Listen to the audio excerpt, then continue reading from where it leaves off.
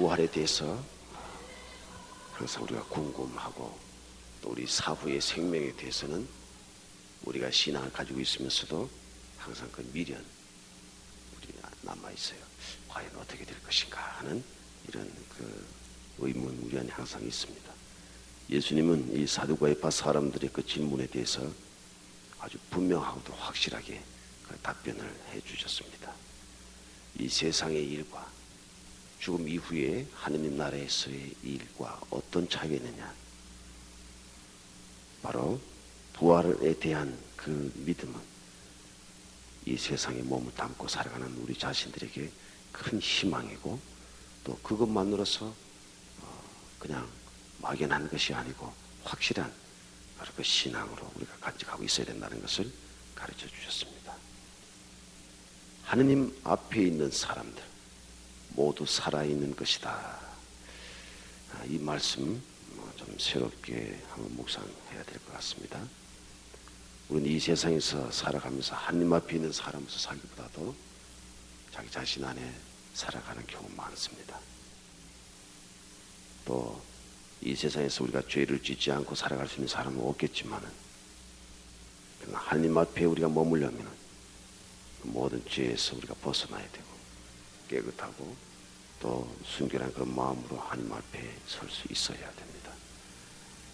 그것만이 우리가 살아있다는 그런 하나의 증표요. 또 그렇게 살아야만 우리는 생명에 있는 그런 삶을 살아갈 수 있을 겁니다.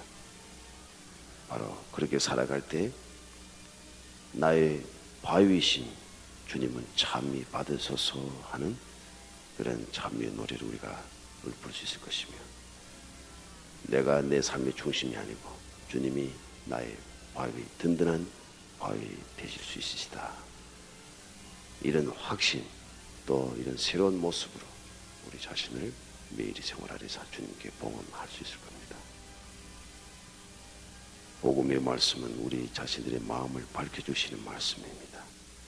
그 말씀에 우리 자신의 두려움과 도망가려고 하는 그 마음보다도 더 한 걸음 나설 수 있는 그런 용맹성을 간직할 수 있도록 오늘 미사 안에서 주님께 간청하도록 하십시다.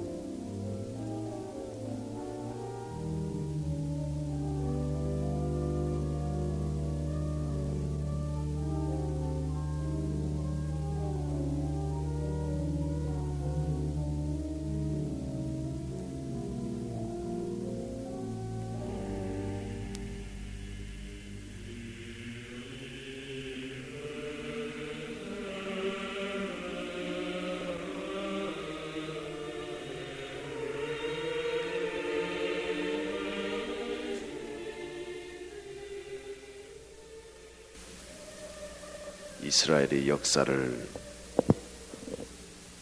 공부하다 보면 이스라엘 사람들은 자기 민족을 이끌어가기 위해서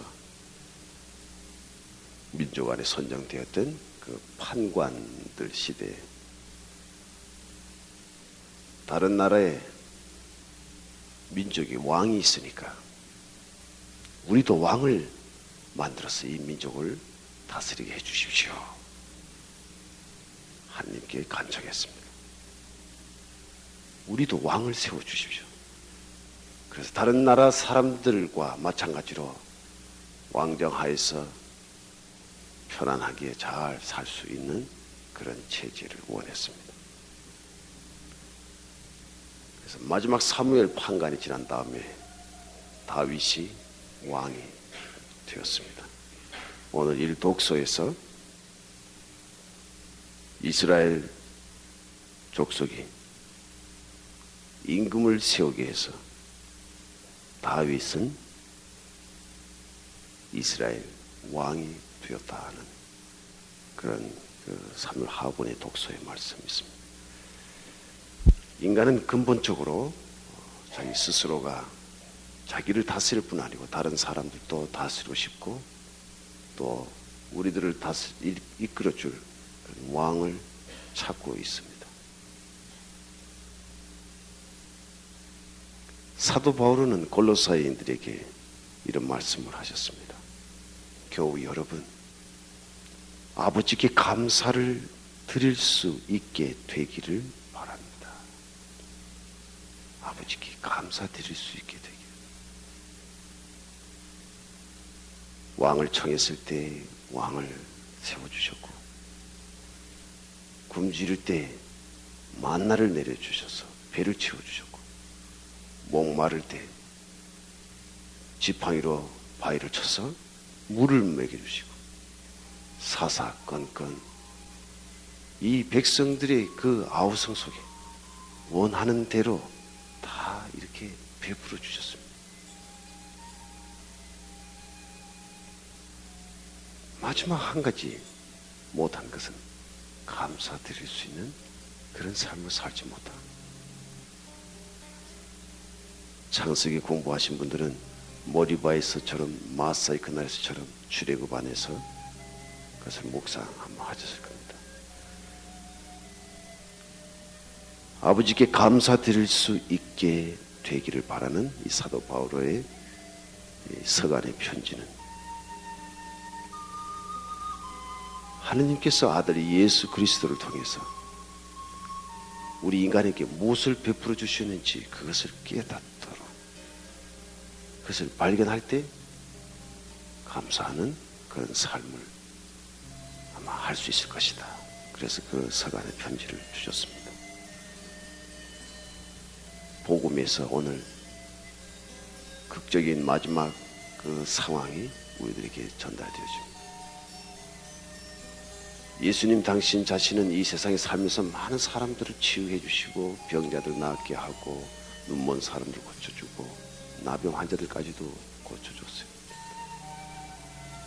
그렇게 많이 베풀었지만 마지막 십자가에 그 행렬에 갔을 때는 어느 누구도 거들떠보지 않았습니다. 로마 군인들의 그 권력이 있었기 때문에 또 이스라엘의 그 지도자들이 예수 그리스도를 죽이고 있었기 때문에 자기도 죽지 않을까 하는 그 두려움 때문에 그렇게 많은 은혜를 받은 그 사람들조차도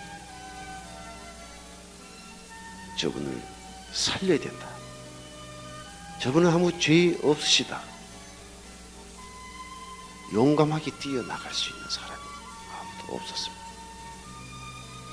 오히려 조롱과 희롱 속에서 예수님은 아무 말씀을 하시지 않으셨고 그 머리에는 이 사람이 유다인의 왕, 이제는 예수 그리스도를 희롱 속에서 왕으로 이런 팻말을 붙여놨습니다. 그리고는 내가 유다인의 왕이라면 자신이나 살려보아라 야유를 했습니다. 같이 매달려서 사형 선고를 받아 죽는 강도, 좌측에 있는 광도조차도 저주를 했어요. 그러나 마지막 한 사람, 오른쪽에 있었던 그 죄수는 바로 그 상황을 발견한 거예요. 저분이 누구신지 짐작한 거예요. 저렇게 혹독한 야유와 저주와 그런 핍박 속에서도 아무 한 말씀 없이 끝까지 침묵 속에서 버텨나가시는 저분, 자기 자신도 옆에 매달려 예수 그리스도를 바라보는 그 순간에 그 옆에 죄수의 그 말에 너도 저분과 같은 사형 선고를 받은 주제에 하느님이 두렵지도 않느냐. 그렇게 꾸짖고는 예수님 예수님께서 왕이 되어 오실 때 저를 꼭 기억하여 주십시오. 이 말씀을 기억하십시오. 당신께서 왕이 되어 오실 때 저를 꼭 기억해 주십시오. 그런 간절한 열망 우리 있습니까?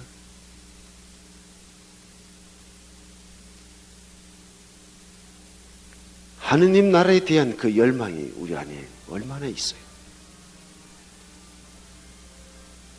우리의 마음은 이 세상에서의 왕권을 누리려고 하고, 이 세상에서 부귀영화를 누리려고, 이 세상에서 그 모든 것을 다 얻으려고 신앙을 가진 사람들처럼 그렇게 돼요, 살아갑니다.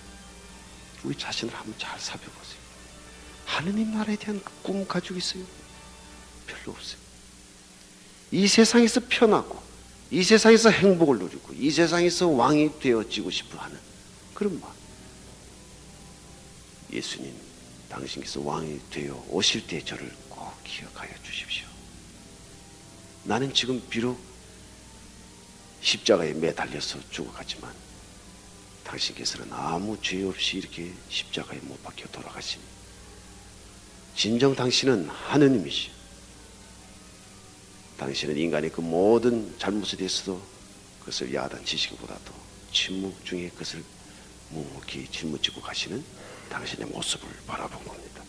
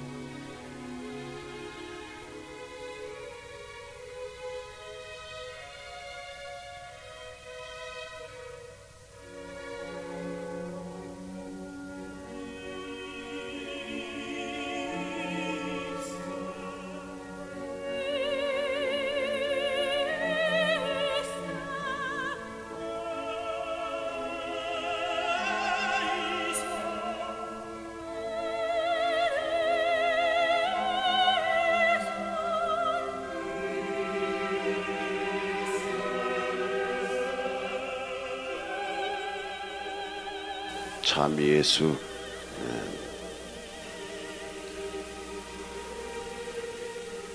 어느덧 1년이 더 지났다는 실감을 느낍니다. 제가 작년 이 대림절 되면은 작년에 말씀드렸던 그 첫 이야기가 항상 기억이 납니다.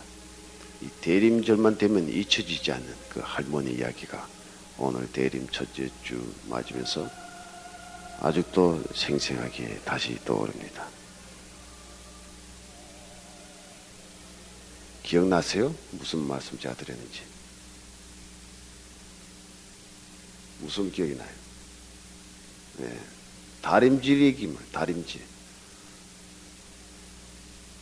대림질을 잘 준비해 가지고 오라고 그러니까 다림질 잘 준비해 가지고 오라고 이렇게 어떤 할머니가 그 말씀을 듣고 저한테 아니 뭘 어떻게 다림질 해야 되는지 이렇게 질문을 하시던 기억이 납니다. 맞아요. 그 할머니 말씀이 아주 정확한 답변을 해 주신 거죠. 매일 구겨지는 옛날 우리가 항상 요즘은 다림질 잘 하질 않지만은 옛날에는 다림질 하지 않고는 옷을 잘 입지 못했죠. 하루만 입고 나와도 구겨지고 그래서 또 다림질 해야 되고 우리들의 마음과 똑같습니다. 항상 새롭게 또 깨끗하게 다른 사람을 만날 때 잘 보이고 말쑥하고 단정하게 하기 위해서 다림질 하듯이 우리 자신들의 마음도 항상 새롭게 다림질 해야 될 그 시기가 이 대림절을 대표하는 그런 말씀으로 들립니다. 오늘 제1독서에서 이사야 예언자의 그 말씀에서 보면은 야곱의 하느님께서 계신 전으로 올라가서 사는 길을 그에게 배우고 그 길을 따라가자.